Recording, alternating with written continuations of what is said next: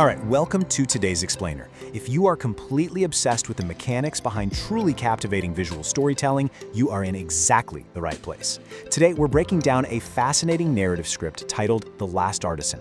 And what makes this specific piece so brilliant is how it masterfully uses ultra-specific sensory details to dictate a moody, incredibly cinematic aesthetic. We are going to literally dissect the anatomy of this mood.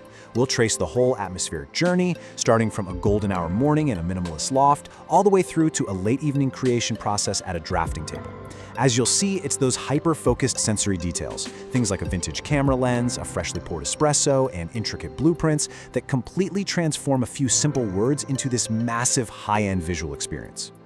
So, picture this opening line in your head. Golden hour sunlight streams through a massive industrial grid window. Right away, that phrasing isn't just telling us where we are, right? It's telling us exactly how the room feels. It establishes this high-end 4K environment right from the very first sentence. The lighting isn't flat, it's dramatic, it's highly directional, and it instantly sets this tone of nostalgia and real craftsmanship. We are grounded in a physical space that feels totally tangible. And honestly, that is the pure power of atmospheric storytelling. Before a character even says a single word, the environment itself is already doing heavy lifting, communicating directly with the audience. Okay, let's dive right into Act I, the golden hour setup and atmospheric storytelling. The very first thing the script does is force our attention onto extreme sensory details. Think about hands coated in fine dust, carefully turning a vintage mechanical camera lens. What does that actually do for you as a viewer?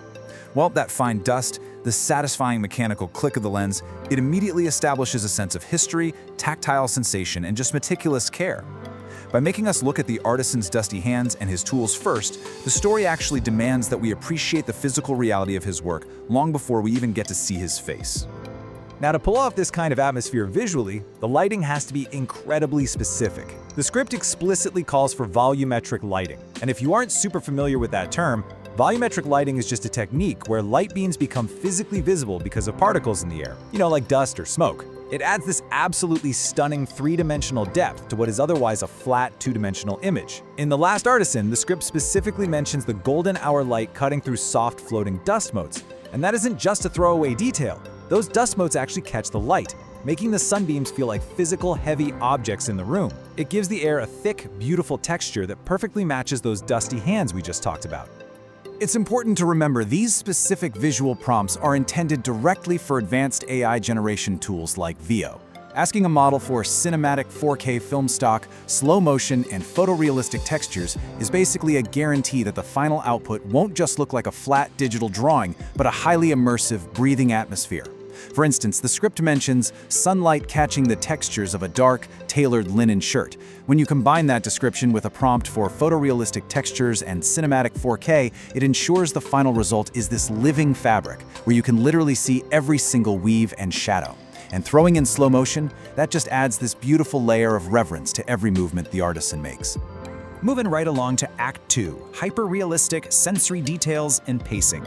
Here, the expansive, wide, sun-drenched loft actually falls away, and the focus shifts to something much, much more intimate. We are suddenly drawn into these hyper-realistic macro details resting on a rustic wooden table.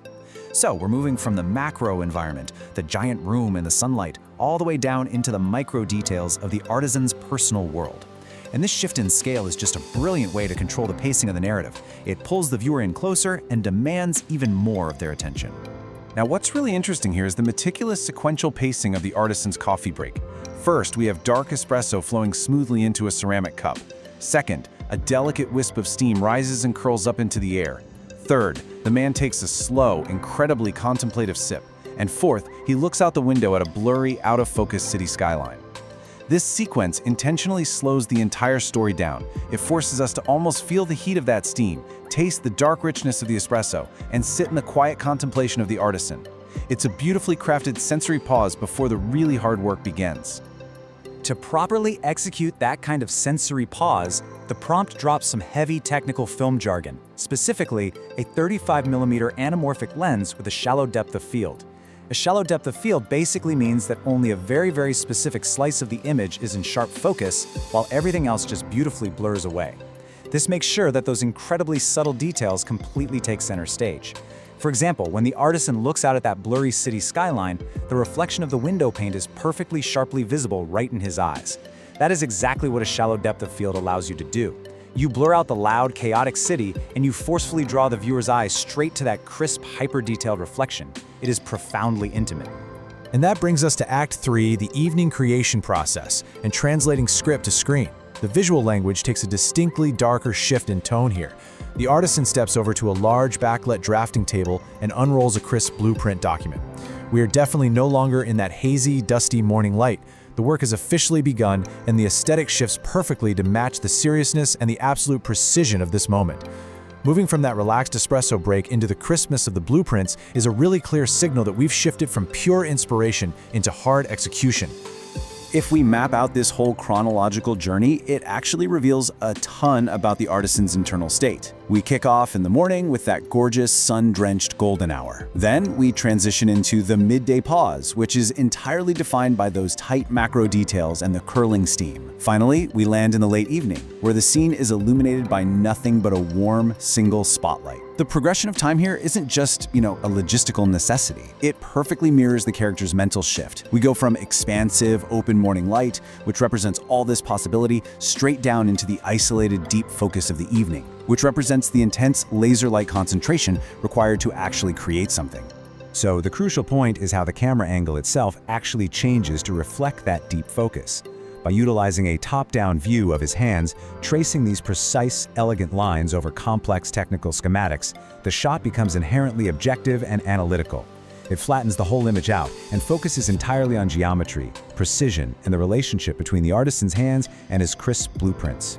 It visually strips away all the other distractions of the room and forces us to focus on nothing but the act of creation. And this brilliantly illustrates the overall visual journey of the entire narrative. Think about our starting point, the airy minimalist loft, the volumetric sunlight, the floating dust. It's incredibly textured and open. Now contrast that with our ending point, a dark room, deep artistic shadows, and a glowing drafting table. The space has grown dramatically darker, lit only by that one single spotlight. It's a striking contrast. By physically moving the aesthetic from a brightly lit, dusty room to a dark, shadowy room with a single glowing surface, the script creates this perfect visual metaphor.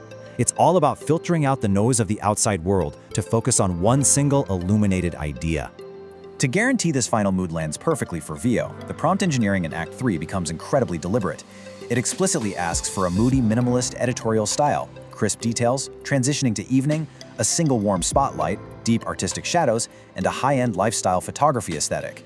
Notice how drastically those words differ from Act 1. We've traded the volumetric lighting and dust for crisp details and artistic shadows. These specific prompts directly dictate a shift into a high-end, almost architectural aesthetic. It is just a textbook example of how choosing the exact right descriptive words completely changes the emotional resonance of your scene.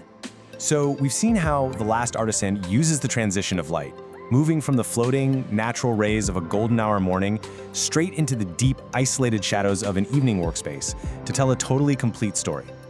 We've seen how zooming in on sensory macro details, like the mechanical click of a vintage lens or the pouring of dark espresso, physically grounds the viewer in the reality of the scene. This narrative doesn't just describe a room, it literally architects a mood. So the question I want to leave you with today is this: how will you use the precise control of light, shadow, and sensory detail to design the mood of your next narrative? Think about what your environment is saying before your characters even speak. Thank you so much for joining me on this explainer. Keep creating, and I'll catch you next time.